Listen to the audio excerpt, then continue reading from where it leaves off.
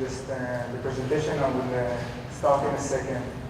I met Yuval, the chairman of Open19, the first presenter of the day, before Open19 even started. And I shared the vision of what Excelero wants to do in the market. And he shared the vision of Open19. And it was just an alignment and a vision back then, sitting in a restaurant and having dinner and seeing this event today. And I was here at, not here, but at the previous event as well, a year ago, and seeing how the event evolves into the leading edge event in the market, where really if you're trying to think about doing what the hyperscalers have been doing with 1 million servers in their infrastructure, if you're trying to do that now in a smaller scale, what I used to call a while ago the small content service providers, now people are talking more about edge and edge cloud. So that's exactly the vision, and impressive to see how well Yuval took it to where it is today. So the principle behind what we do and the way we look at the market, it was clear for us 2014 when we started the company that the market is going to change because the key word is going to become efficiency and scale. So efficiency and scale, what does it mean? It means that if you're trying to build a data center, if you're trying to build your own operation, doesn't matter what the size is, you can't just do it not really looking at what's happening at the big clouds. You need to understand that it's extremely competitive, and you need to be efficient to be able to compete against what they do. So now, you don't have 1 million server in your infrastructure or hundreds or thousands of engineers, so what do? Our, in a way, research, when it started there in those days when I met Yuval, we said, okay, so we're going to tackle it in an interesting way. We're going to talk to those guys. We're calling them the Super 8. And we're going to try and figure out what makes what they do so special. And what makes what they do so special, we'll try to take that and create something that can be used for smaller data centers in a way. We didn't think edge 2014, but we thought about a scale like Open19, of if somebody wants to use half a rack, a full rack, few racks, but not somebody who wants to buy 100,000 servers, because if they want to do that, they are as big as the big ones. They can actually do whatever they want to do. So that was the thinking process back then. And talking to those guys, it became clear that it's all about commodity hardware and software-defined data center. So commodity hardware, with our 60 engineers in Israel, extremely smart people, it's very easy to forget the fact that you're doing software and start dealing with acceleration and different cards and different hardware devices. Really stay with software. Assume that hardware is going to be extremely competitive. A lot of innovation with hardware in the past 4 or 5 years, which are changing the way you can deploy edge today. Mostly talking about NVMe, which is 100 times faster than what SSD could give you 4 or 5 years ago. And also on the network side, what Mellanox did to that market, the 25 gig market and above.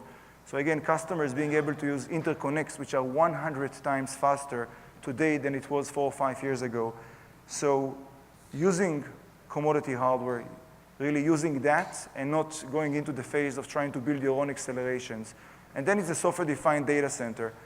And follow-up slides, I will show you that when you look at the software-defined data centers, there are many things that you really want to fix or to try and tackle: the storage piece, the network piece, the compute piece. And we decided to really look at it at the best-of-breed approach.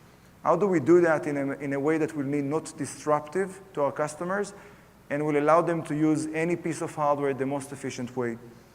So again, learning from hyperscalers to be able to do the same for smaller customers. Now, that vision was a big vision for a small company. And the vision was actually saying, if we look at the data center, we want to be able to be installed on each and every server and allow people to virtualize those servers on their storage layer, virtualize the servers, so they can use stuff in the most efficient way. If you put enough hardware behind the problem, you can solve everything. But again, the designing principle was, how do I get to the best efficiency? So buy less and get to use it in a more efficient way. Because you're going to be competitive and you're going to try and do stuff in a smarter way. So the vision was to go after the entire data center or the edge data center at any different type of scale. But when you look at storage and you're looking at what are you really trying to fix and you're looking at where the market is right now, these are examples of use cases, and I'll share in a second two of our customers as examples where performance is really the key. So where people are trying to get the best performance for their GPUs, best performance out of their flash storage, to service stuff that requires throughput, requires the best IOPS and latency. So these are the leading use cases for that. So when you look at the stack and you look at solving the problem, what's the best way to change everything with changing nothing? That's kind of an interesting way of looking at it. If you try and change the file system, you can do a lot of things, but then if you guys are familiar with file system structure, the file system interfaces with applications. So you're changing the file system, you're requiring your customers to change the way the application works. That's disruptive. It can be done, but it's disruptive. If you're trying to change the hardware, as mentioned earlier, you create your own special NICs or your own special accelerators, it might be extremely efficient, but then again, your customers are used to using their own hardware, or if they want to have the flexibility of what Open19 offers, as an example, 7 different server vendors in one rack, they can't be using your technology. So we decided to go after the block storage.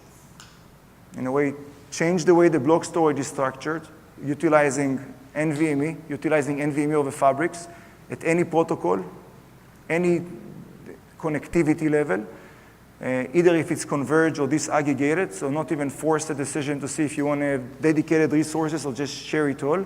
Do it in an efficient way and integrate with the file system that comes on top.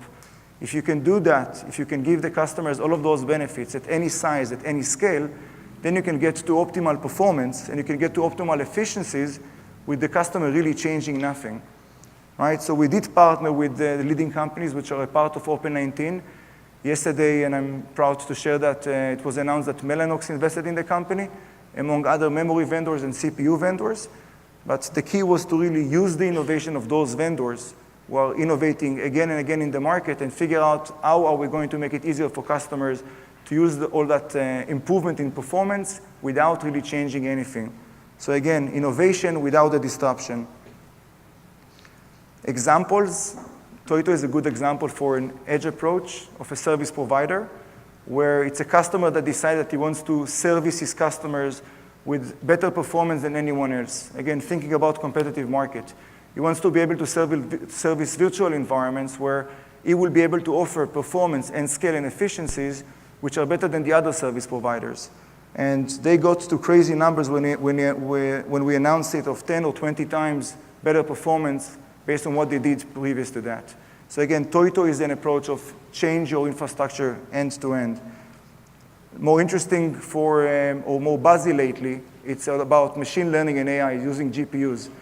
So again, within those environments, and that's where it usually starts, places where you're buying GPUs and you're buying NVMe drives, and you're stuck with 2 different factors. One factor is 15 or 20% utilization on the storage side, which is poor. And the other side is you're getting up to 30% utilization on your GPUs.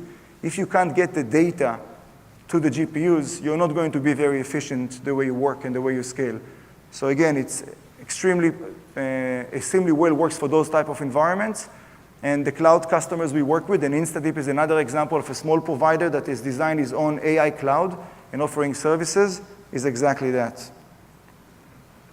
So a little bit about us as a company. The previous company talked a lot about Open19, and they talked about hardware innovation.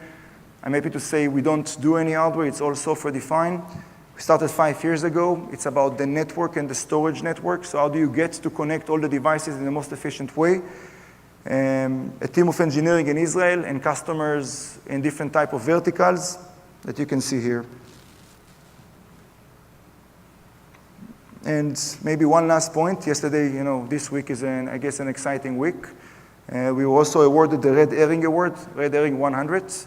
And at the end of the day, this is the space of innovation where looking at what customers are doing, looking at what Open19 are doing, and that's why we started with them in different customer deployments and allowing people to use commodity hardware, their design of servers, their design of choice of NVMe technology, their design of protocols, and just connect it in an efficient way to allow the application to work better and to work faster.